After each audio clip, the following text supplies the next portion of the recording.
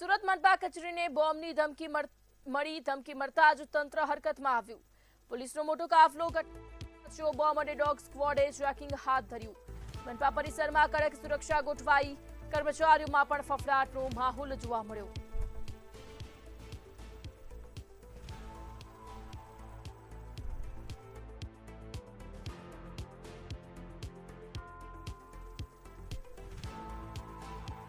મનપા પરિસરમાં કડક સુરક્ષા ગોઠવવામાં આવી ત્યારે બોમ્બ બ્લાસ્ટ કરવાની ધમકી મળી આવવાનો આ મામલો સામે આવ્યો। ત્યારે કર્મચારીઓમાં પણ ફફડાટનો માહોલ સર્જાયો હતો। પોલીસ અને બોમ્બ સ્ક્વોડની ટીમ પણ તુરંત ઘટના સ્થળે પહોંચી હતી। ધમકી મળતા જ તંત્ર પણ તુરંત હરકતમાં આવ્યું। પોલીસનો મોટો કાફલો ઘટના સ્થળે પહોંચ્યો।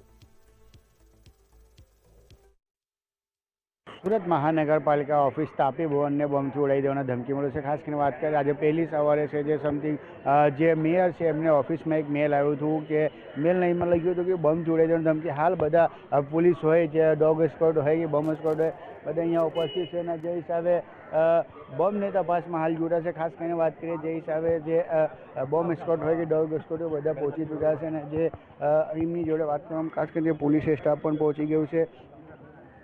ડીસીપી સાહેબ છે એમની જોડે સીધે વાત કરશું કે જે હિસાબે ખાસ કરીને જે બોમ્બ સ્ક્વોડ છે ડોગ સ્ક્વોડ છે જે હિસાબે વાત કરશે કે જે સબ જે બોમ્બ ઉડાવી દેવાના ધમકી મળી હતી ત્યારબાદ પોલીસ અહીંયા પહોંચી છે, હાલ તપાસ કરી છે।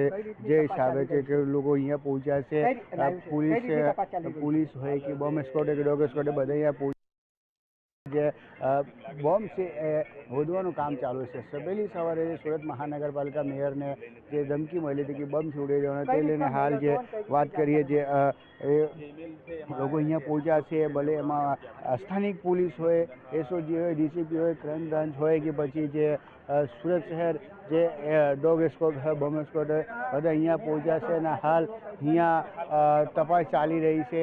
જે મેયર ઓફિસથી લઈને આખી સુરત મહાનગરપાલિકા સુરત ઓફિસ છે એ જાંચ ચાલી રહી છે। જે હિસાબે બોમ્બ છોડી દેવાનું ધમકી મળ્યું હતું, મેલ મળ્યું હતું એટલે રાજકોટ, અમદાવાદ પછી હાલ સુરતમાં જે ઘટના સામે આવી છે તે મેલ છોડાવી દેવાનું ધમકી મળ્યું છે। હવે પોલીસ એ બધું તપાસ કરી રહી છે જે મેલ ક્યાંથી આવ્યું અને કઈ હિસાબે આવી વાત ચાલી રહી છે। અને હવે જે ખાસ અહીંયા જે સુરત મહાનગરપાલિકાને તમામ ઓફિસ ખાલી કરી દેવામાં આવ્યું છે, આસપાસના વિસ્તાર છે એ ખાલી કરી દેવામાં આવ્યું છે। જે હાલ અહીંયા નોકરી કરતા જે કામદારો હોય કે કર્મચારી હોય, અધિકારી હોય તમામને મહાનગરપાલિકા ઓફિસથી બહાર કરી દેવામાં આવ્યું છે। હાલ પોલીસ છે એ મહાનગરપાલિકાને દરેક ઓફિસમાં તપાસ કરી રહી છે અને જે હિસાબે બોમ્બ સ્ક્વોડ, ડોગ સ્ક્વોડને સાથે લઈને પોલીસ હોય કે મહાનગરપાલિકા અને કર્મચારી માર્શલ હોય એક ઓફિસમાં જાંચ કરી રહ્યા છે ડોગ સ્ક્વોડને સાથે। જે હિસાબે પહેલી સવારે સુરત મહાનગરપાલિકાને મેલ મળી હતી કે મેયર ઓફિસે ઉડાવી દેવામાં આવશે, ત્યારબાદ સુરત મહાનગરપાલિકાને અધિકારી હોય કે કર્મચારી હોય જે પોલીસમાં જાણ થતાં ત્યારે પોલીસ હરકતમાં આવી છે અને હાલ ડોગ સ્ક્વોડ અને બોમ્બ સ્ક્વોડ એક ઓફિસ હાણ મારી છે અને જ્યાંથી ડોગ છે એ સાથે લઈને છાણ મારી છે અને જે હિસાબે સુરત મહાનગરપાલિકાને જે કચેરી છે તાપી ભવન એમાં એક ઓફિસ શોધવામાં આવી રહ્યું છે અને જે સુરત મહાનગરપાલિકાની ઓફિસ છે હવે છાવણીમાં તબદીલ કરી દેવામાં આવ્યું છે। पुलिस बंदोबस्त यहाँ गोठवाई देवामां આવ્યું છે અને ખાસ કરીને વાત કરીએ જે हिसाबे જે डीसीपी से अपनी बात करशू। सर क्या कुछ मैसेज आया था और क्या जांच चल रही है? जी, आज मॉर्निंग में मैसेज रिसीव हुआ मेल आया जिसमें लिखा था कि जो सूरत म्यूनसिपल ऑफिस है उसको बॉम्ब थ्रेट मिला है, उसको टारगेट किया जाएगा। जैसे ही इन्फॉर्मेशन मिली हमने पूरा जो कैंपस है उसको खाली करवाया। आज जितने भी अधिकारी और कर्मचारी थे उनसे संपर्क किया है एंड इंश्योर किया है कि आज इस कैंपस में जब तक पुलिस की कार्रवाई हो रही है तब तक कोई भी हाजिर ना रहे। अब पुलिस की यहाँ पे फिलहाल BDDS की टीम और डॉग स्क्वाड हाजिर है, वो पूरा एंटी सबोटेज चेक कर रहे हैं एंड इंश्योर कर रहे हैं कि किसी भी तरह का कोई भी ऑब्जेक्शनेबल मटेरियल आसपास के विस्तार में ना मिले। और इसके अलावा जो कैंपस के आसपास का विस्तार है वहाँ पे भी हमने अपना ह्यूमन इंटेलिजेंस के सोर्सेज को तैनात कर दिया है एंड व्हीकल चेकिंग भी हो रही है और साथ ही साथ हम ड्रोन का इस्तेमाल करके भी करेंगे कि कोई भी किसी भी तरह का सस्पिशियस एक्टिविटी ना हो और हम इंश्योर करेंगे कि किसी भी तरह का कोई भी ऑब्जेक्शनेबल मटेरियल या हानि इस या आसपास के विस्तार में ना पहुँचे।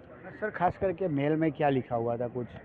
जी, जो हमें एग्जैक्टली मेल मिला है उसमें मैंने आपको बताया कि बॉम्ब थ्रेट मेल था एंड उसमें यही बोला था कि जो सूरत का म्यूनसिपल कॉर्पोरेशन ऑफिस है उसको टारगेट करेंगे।